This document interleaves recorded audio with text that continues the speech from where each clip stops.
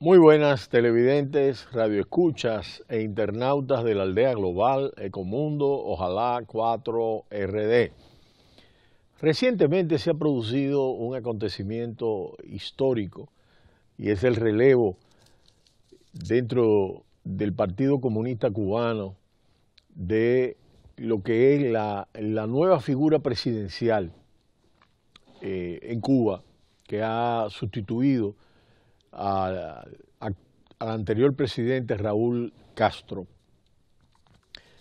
Y este nuevo presidente, en una votación a la usanza de los regímenes comunistas, y vamos a explicar cómo opera, donde se da una sucesión y el proceso se repite cada 5 años y son 605 candidatos designados para igual número de escaños en la Asamblea Nacional, un sistema único en América Latina, y deben ser ratificados por más de 8 millones de cubanos mayores de 16 años, un 72% de la población.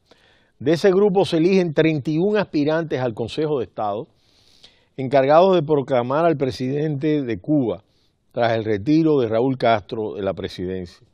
La Asamblea Nacional eligió como sucesor de Raúl al actual vicepresidente primero, Miguel Díaz-Canel, un ingeniero de 57 años de edad, pero eficaz en su carrera en la escalera del poder cubano. Entre sus retos están levantar la economía en tiempos difíciles, después de que Venezuela redujese la cantidad de petróleo que enviaba a la isla.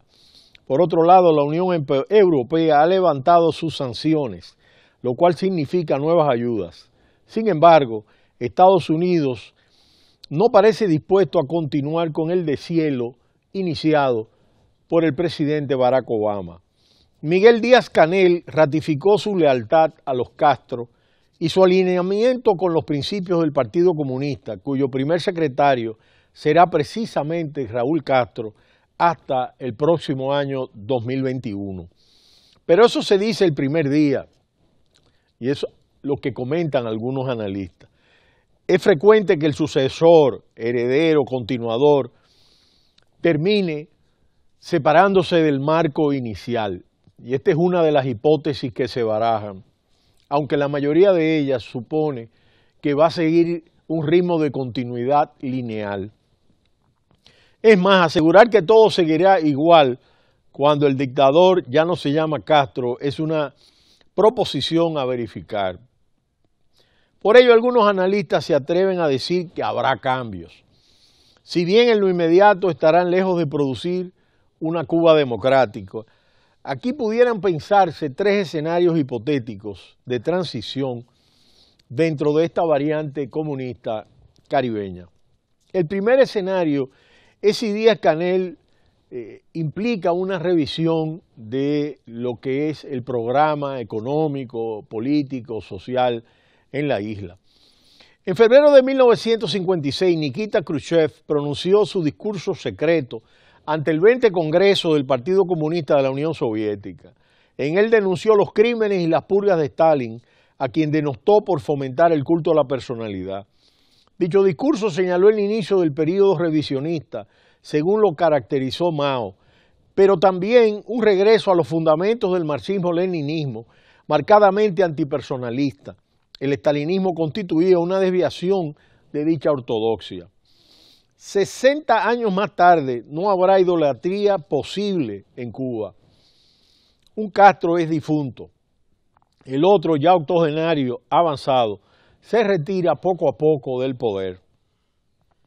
Lo único variable para el régimen es despojarse del personalismo y volcarse hacia lo institucional, es una de las hipótesis planteadas.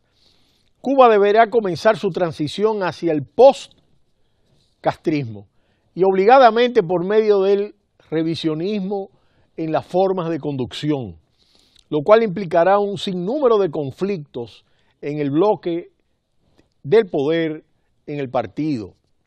Para algunos analistas, el régimen comunista castrista no se podrá reproducir tal como la dinastía de los Castro termina. Institucionalmente, además, Díaz-Canel es un burócrata dentro del partido, no un oficial del ejército. Como tal, es pensable el rediseño de dicha relación. El socialismo de Estado se gobierna por medio de un partido de élites profesionales, con la institución militar subordinada al poder civil.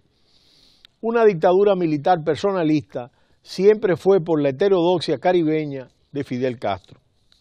En el segundo escenario, en el que Díaz-Canel introduce un programa reformista. Bajo la larga sombra de la revuelta de 1956, reprimida por los tanques soviéticos, en enero de 1968, el gobierno de János Kadar introdujo el nuevo mecanismo económico, un programa de reformas destinado a incrementar la eficiencia agregada. Si bien no era el único de ese tipo en el bloque socialista, de hecho una relativa liberalización de precios fue introducida en esa época en Polonia, Bulgaria y Alemania Oriental. El comunismo Gulag fue el más ambicioso de todas las versiones del socialismo de mercado. Se liberalizó el comercio, se eliminaron las cuotas de producción y se descentralizó la estructura de la propiedad. Las firmas y las formas de propiedad estatal comenzaron a ser evaluadas por sus utilidades, lo cual hizo que los gerentes se preocuparan por costos, precios y calidad de los productos. La transformación capitalista fue lenta, pero la dirección clara. No suele recordarse hoy que en Hungría la privatización de empresas públicas comenzó en 1988 bajo la dirección del partido oficial y anticipándose a la disolución del mundo socialista. Cuba inició un camino parecido en 1991. El fin de la Unión Soviética significó la pérdida de los subsidios agrícolas y energéticos. La recesión obligó a las reformas del período especial. Se instauró el sistema bimonetario y se modificó la Constitución a fin de legalizar la propiedad privada e incrementar la competitividad en la agricultura. Parecía que pronto llegarían la apertura política y la democratización, pero la democracia no era el objetivo del Estado-partido, como tampoco lo era una transición al capitalismo. La liberalización parcial fue un instrumento para sortear la crisis política, descomponiendo la economía hasta encontrar la manera de atraer recursos financieros externos, lo cual ocurrió gracias a Petrocaribe a partir del año 2005. Venezuela comenzó a vender a Cuba petróleo fuertemente subsidiado, que Cuba a su vez exporta aún a precios de mercado. Dicho esquema es insostenible a ambos lados de la ecuación. Para la nomenclatura oficial es una renta parasitaria sin efecto de cascada en la sociedad. La capacidad de Venezuela de continuar con el subsidio a su vez decrece con el deterioro paulatino del gobierno. Esto indica que el nuevo presidente deberá encarar más reformas y más en serio.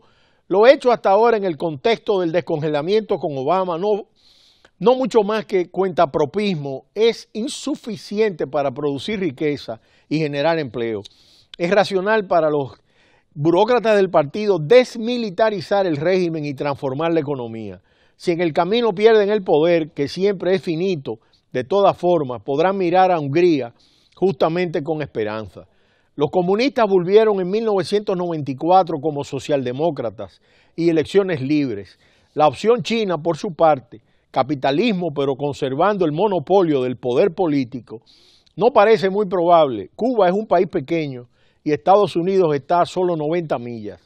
El tercer escenario, Díaz-Canel enfoca una política hacia adentro con apertura y así ha operado el castrismo con líneas particulares, la privatización en cuotas, y esto lo diferencia de otros casos donde evidentemente la sociedad civil está diferente.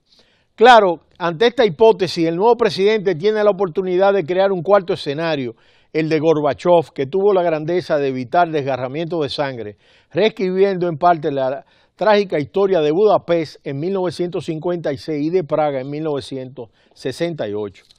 Anunciando en 1988 que no intervendría en Europa Oriental, aceleró él mismo las revoluciones democráticas en curso. Allí tiene Díaz-Canel un comunista a imitar y convertirse en un noble sucesor. La otra opción que tiene es ser prácticamente alguien que no cambie los mecanismos. De manera que continuaremos analizando esta situación de cambio en la isla, en Cuba, porque se abren muchos escenarios y la verdad que no necesariamente se puede ver una situación lineal que siga la misma continuidad. Pueden haber cambios de escenario, que es lo que vemos más probable en esta situación. Pero será hasta mañana cuando volveremos en Ecomundo 4RD. No le cambie, cita cultural.